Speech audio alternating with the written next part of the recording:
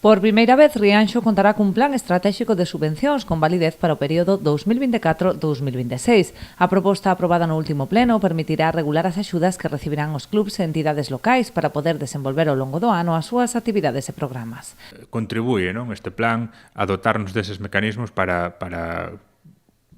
ter perfectamente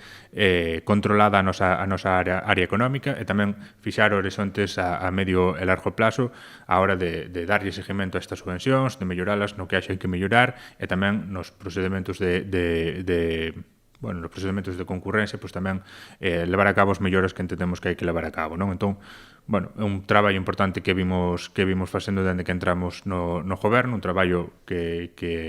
non se ve tanto como outros, pero igualmente importante, non? Ese traballo de poñer en orden as nosas contas, insisto, ten un aspecto positivo para nós, dende o punto de vista organizativo, tamén cumplimos tamén con a exigencia legal do dotarnos desta ferramenta, pero ademais tamén lle permite, non, ás entidades efectivamente ver negro sobre blanco cal é a